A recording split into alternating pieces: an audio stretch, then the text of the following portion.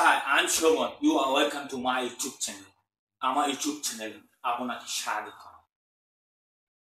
22 বছর বাদে আটকে ঘুরছে বাংলাদেশ ভারতের বিপক্ষে জিতল। এই বাংলাদেশের জয়ে যদি আমার উপলব্ধি, আমার ভালো লাগা তাহলে বলতে হবে খুবই ভালো, অসাধারণ যে বাংলাদেশ এতদিন বাদে ভারতের বিপক্ষে জয় পেয়েছে। যে জয়টা বাংলাদেশের জন্য খুবই গুরুত্বপূর্ণ, যে জয় বাংলাদেশকে আগামীতে ভালো খেলার জন্য উদ্বুদ্ধ হবে, উৎসাহ হবে। তাই এই জয় বাংলাদেশের জন্য অত্যাধিক মূল্যবান এবং আমি খুবই আনন্দিত, উদ্ভাসিত, উচ্ছ্বাসিত বাংলাদেশের এই জয়ের জন্য। ঢাকা জাতীয় স্টেডিয়াম এএফসি এশিয়ান কাপ বাছাইয়ে সি গ্রুপে নিজেদের পঞ্চম ম্যাচে ভারতের বিপক্ষে বাংলাদেশ 1-0 গোলে জিতে। যদিও বাংলাদেশে এই জয় ইম্পর্টেন্ট না, তবুও বাংলাদেশের জন্য এই জয় আশার সংবাদ। দলের যে খেলোয়াড় আছে তাদের আগামীতে ভবিষ্যতে ভালো খেলার জন্য উৎসাহ দিবে এবং এই বাংলাদেশ ফুটবল দলকে এগিয়ে নিতে। এবং এই জয়ে স্টেডিয়াম ভর্তি দর্শক ছিল এবং দর্শকদের মধ্যে ছিল উল্লাস, আনন্দ, উচ্ছ্বাস। এই দর্শকগণ এই জয়ে আনন্দিত, উল্লাসিত হয়ে এই স্টেডিয়ামকে উচ্ছ্বাসিত করে তোলে। এই জয় যেন আনন্দের জোয়ার বইছিল দর্শকদের মাঝে, যেন দর্শকরা যে এতটা আনন্দিত ছিল যে তারা সহ্য না করতে পেরে যে আনন্দ উল্লাসে চিৎকার করতে থাকে। বাংলাদেশের জয় যেন তাদেরকে এক আনন্দময় মুহূর্ত উপহার দিয়েছিল। যে জয়টা তাদের ছিল অ্যাচিভমেন্ট, বিগ অ্যাচিভমেন্ট, এবং এই বিগ অ্যাচিভমেন্টটা যেন তাদেরকে আর উৎসাহ, আনন্দিত করে তুলছিল। 2003 সালের বাদ থেকে এই বাংলাদেশের কাছে ভারতীয় ফুটবল দল 1-0 ব্যবধানে হার। বাংলাদেশের কাছে হেরে ভারতীয় কোচ বললেন খুবই খারাপ লাগছে। তবে তিনি বাংলাদেশ দলের ফুটবল খেলোয়াড়দের উৎসাহ দিয়েছেন ভালো খেলার জন্য এবং তিনি বলেন যে বাংলাদেশের যে খেলোয়াড়গণ তারা এখন খুবই ভালো। তবে আমি মনে করি ভারতীয় কোচ বাংলাদেশকে যে উৎসাহ দিয়েছে, এই উৎসাহটা বাংলাদেশের জন্য খুবই অনুকরণীয় হবে। বাংলাদেশকে আরো এগিয়ে যেতে সাহায্য করা, সহায়তা করা। বাংলাদেশ যদি এই উৎসাহের বিবৃতিকে ধারণ করতে পারে এবং সেভাবে নিজেদেরকে বুঝাতে পারে এবং অনুশীলন করতে পারে, তবে অবশ্যই একদিন বাংলাদেশ এশিয়ার মধ্যে সেরা হয়ে উঠবে। স্মরণীয় এই জয়ের বাদে যুব ক্রীড়া উপদেষ্টা আসিফ মাহমুদ ভুঁইয়া বাংলাদেশ দলকে 2 কোটি টাকা পুরস্কারের ঘোষণা। তবে আমি মনে করি এই যুব ক্রীড়া আসিফ মাহমুদ ভুঁইয়া যে ঘোষণা 2 কোটি টাকা দিবেন বাংলাদেশ দলের খেলোয়াড়দের, এটা অবশ্যই তাদের জন্য উৎসাহ। এই উৎসাহ তাদের জন্য ভালো খেলতে এবং আগামী ভবিষ্যতে বাংলাদেশ দলকে এগিয়ে নিতে, এশিয়ার মধ্যে সেরা হয়ে উঠতে অনেকটা উপকারী। বাংলাদেশের যে খেলোয়াড়গণ তারা যেন ভালো করে অনুশীলন করেন, তারা যেন তাদের মধ্যে এই ধারণটা করেন বাংলাদেশ দলকে এগিয়ে নিতে, এশিয়ার মধ্যে সেরা হয়ে, সেভাবে যেন আমরা ধারণ করে এগিয়ে যেতে পারি। এটা যেন আমাদের উৎসাহ কাজ করে। তাদের যে স্কোয়াড, এই স্কোয়াডটা যেন সেরা হয়ে উঠতে পারে এবং বাংলাদেশকে যেন ভালো কিছু উপহার দিতে পারে, সেভাবে যেন তারা তাদের মধ্যে উৎসাহ তৈরি করতে পারে। 22 বছর আগে কেন জিততে পারেননি? বাংলাদেশ দলের মধ্যে কি ছিলেন না? বাংলাদেশ কি সেভাবে অনুশীলন করা হয়নি? বাংলাদেশের দলকে কি এভাবে কিভাবে মাঠে খেলতে হবে, কিভাবে সম্পূর্ণ 90 মিনিট খেলতে হবে, কিভাবে কোন সাইড থেকে আক্রমণ করতে হবে, কিভাবে নিজেদেরকে সুরক্ষা দিতে হবে, বিপক্ষ দলকে আক্রমণ করতে হবে, সেভাবে অবশ্যই তাদেরকে অনুসরণ করানো হয়েছে। বাট তাদের মধ্যে আত্মবিশ্বাস ছিল না, তাই তারা জিততে পারেনি। এই 22 বছর বাদে বাংলাদেশ কেন জিতবে? বাংলাদেশ খেলোয়াড়ের মধ্যে এত উৎসাহ কিভাবে তৈরি হলো? তারা কিভাবে আত্মবিশ্বাস হয়ে উঠলে? একটি কারণ, সেটি হলো হামজা চৌধুরী। হামজা চৌধুরী যবে থেকে বাংলাদেশে আসছে তবে থেকেই বাংলাদেশের যে খেলোয়াড়দের মধ্যে আত্মবিশ্বাস বেড়েছে, উৎসাহ বেড়েছে এবং তাদের যে খেলার ধরনটা অনেকটা অনেকটা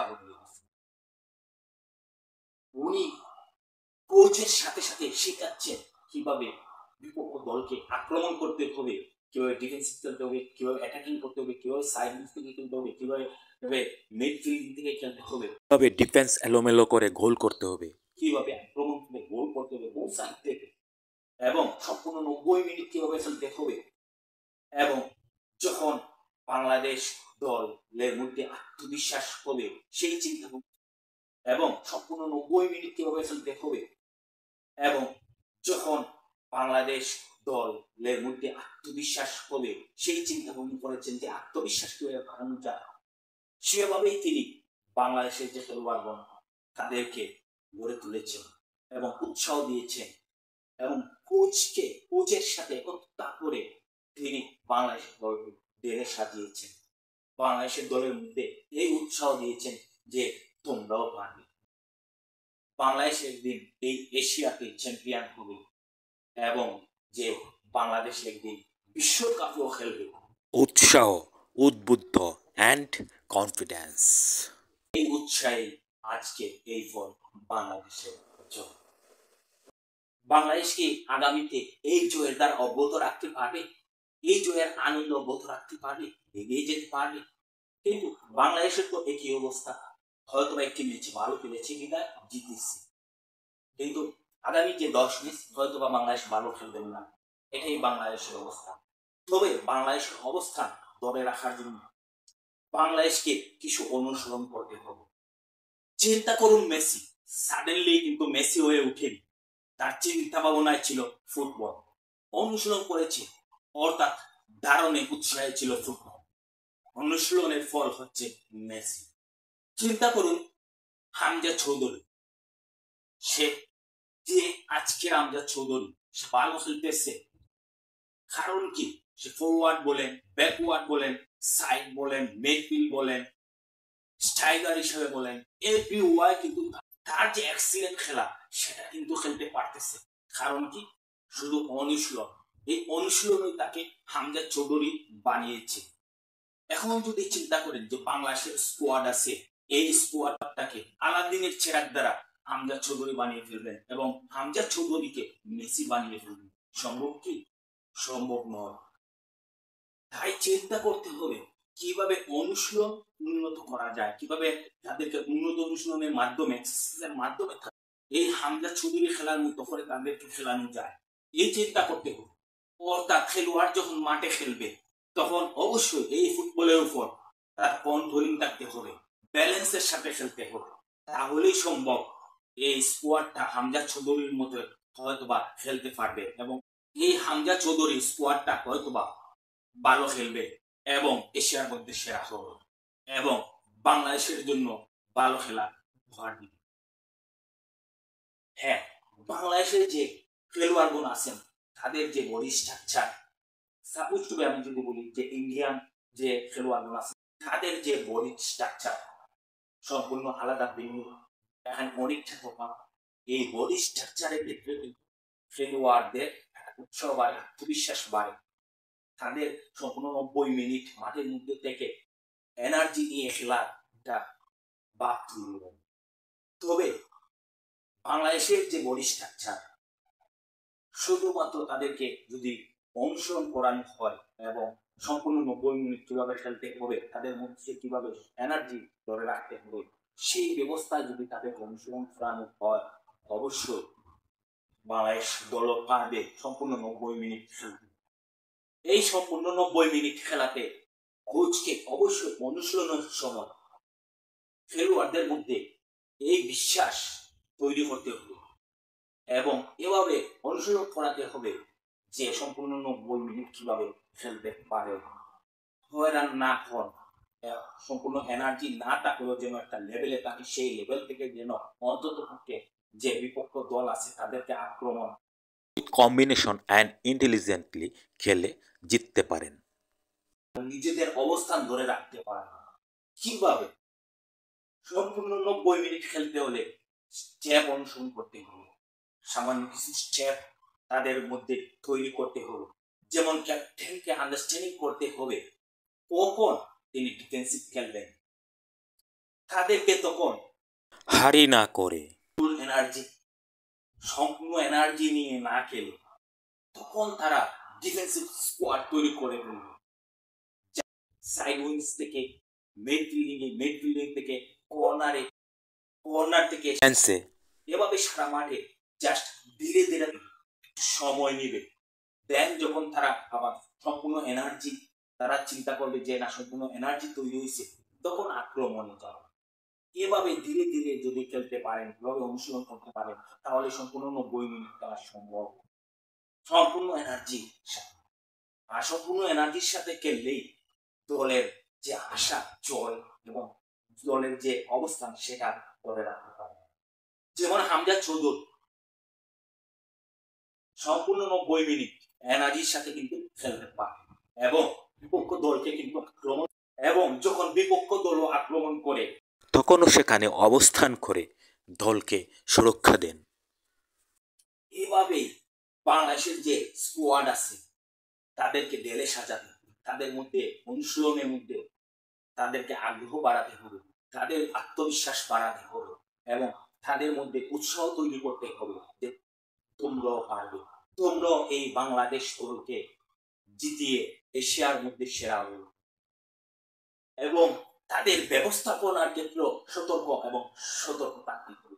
ব্যবস্থাপন যারা আছেন তাদের সর্বোচ্চ ব্যবস্থা করতে হবে, তাদেরকে সেভাবে সুরক্ষা দিতে হবে, তাদের জন্য কোনোভাবে সমস্যা না হয় সেদিকে লক্ষ্য রাখতে হবে, তাদেরকে সর্বোচ্চ ব্যবস্থার মাধ্যমে তাদের যত্নাদি করতে হবে, তাদের যা দরকার সেটি তাদেরকে দিতে হবে, তাদেরকে বেতন ভাতা খাবার থাকার ব্যবস্থা সুব্যবস্থা এমন ভাবে দিতে হবে যাতে তাদের মধ্যে উৎসাহ তৈরি হয়, অনুৎসাহ না হয় এবং এই উৎসাহ যেন তারা ভালো করে অনুশীলন করতে পারেন এবং এই মাঠের মধ্যে খেলার মধ্যে কোনো তাদের সর্বোচ্চ চেষ্টা দিয়ে তারা দলকে বাংলাদেশকে উপহার দিতে পারেন। অর্থাৎ বাংলাদেশের জন্য আনন্দ উল্লাস সেটা যেন বাংলাদেশের জন্য তারা বয়ে আনতে পারে এবং বাংলাদেশকে যেন তারা যে এশিয়ার মধ্যে নয় শুধু এবং আগামী বিশ্বকাপও বাংলাদেশ যেন খেলতে পারে সেভাবে যেন তাদেরকে এগিয়ে নিতে পারে, সেভাবে তাদের মধ্যে উৎসাহ তৈরি করতে হবে এবং বাংলাদেশের ফুটবল ফেডারেশন বাফুফে তাদেরকে চিন্তা করতে হবে কিভাবে তারা খেলোয়াড়গণ হান্টিং করবে। বাংলাদেশের মধ্যে বেশি বেশি খেলার ব্যবস্থা করতে হবে এবং সারা বাংলাদেশ থেকে যে ভালো খেলোয়াড়গণ আন্ডার 15 আন্ডার 19 এভাবে যে খেলোয়াড়গণ আছেন তাদেরকে হান্টিং করতে হবে এবং সেখান থেকে তাদেরকে উঠিয়ে নিতে হবে যে আন্তর্জাতিক লেভেলে অঙ্গনে কিভাবে খেলতে হবে, তাদেরকে সেভাবে স্ট্রাকচার তৈরি করে তাদের মধ্যে আত্মবিশ্বাস তৈরি করে সেভাবে তাদের খেলার যে ধরন সেটা চিন্তায় তাদের মধ্যে দিয়ে সেভাবে তাদেরকে যেন গড়ে তোলা যায় সেই ব্যবস্থায় বাংলাদেশ ব্যবস্থাপনা ফুটবল ব্যবস্থাপনা যারা আছে তাদেরকে সেভাবে চিন্তা করতে হবে, এগিয়ে যেতে, তাহলেই হয়তোবা সম্ভব হবে আন্তর্জাতিক লেভেলের খেলোয়াড় তৈরি করা এবং আন্তর্জাতিক অঙ্গনে শুধু এশিয়াই নয় সেখানের জন্য বাংলাদেশ অবস্থান ধরে রাখতে পারেন এবং বাংলাদেশ ভালো খেলে বাংলাদেশ যে বাংলাদেশের ভবিষ্যৎটা যেন আরো ভালো থাকতে পারেন এবং বাংলাদেশকে উপহার দিতে পারেন আর উল্লাস উচ্ছ্বাস।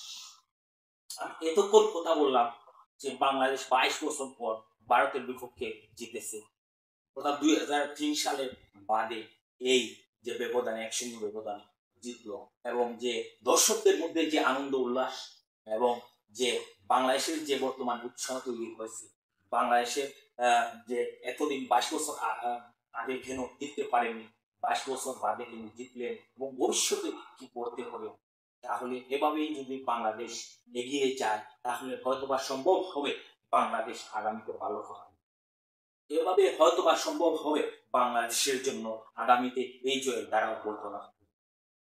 এই জয়ের দ্বারা যেন বাংলাদেশের খেলোয়াড়গণের মধ্যে ধারণ করতে পারেন এবং সেটা যেন ধরে রাখতে পারেন এবং সেভাবে যেন নিজের উৎসাহ আত্মবিশ্বাস বাড়াতে পারে এবং বাংলাদেশের ফুটবল অঙ্গনকে যেন তারা আরো উন্নত করতে পারে এবং তাদের সুযোগ সুবিধার দিকেও খেয়াল রাখতে হবে যেন কোনো অসুবিধা না হয়। অর্থাৎ যদি যে ব্যবস্থাপক কোচ মনে করে তাদের সুযোগ সুবিধা বাড়ালে বাংলাদেশ দলের স্কোয়াডের মধ্যে উৎসাহ তৈরি হবে, আত্মবিশ্বাস তৈরি হবে এবং তাদেরকে সেভাবে তৈরি করা যাবে যাতে তারা ভালো খেলতে পারে। এভাবে যে বাংলাদেশের ব্যবস্থাপক আছেন চিন্তা করা, তাহলেই হয়তো বা সম্ভব হবে যে বাংলাদেশ শুধু এই এশিয়াই নয় আন্তর্জাতিক অঙ্গনে অর্থাৎ বিশ্বকাপেও পারবে। ধন্যবাদ আপনাকে এতক্ষণ সাথে থাকার জন্য এবং যদি ভালো লাগে অবশ্যই আমার ইউটিউব চ্যানেলটি সাবস্ক্রাইব করবেন। ধন্যবাদ।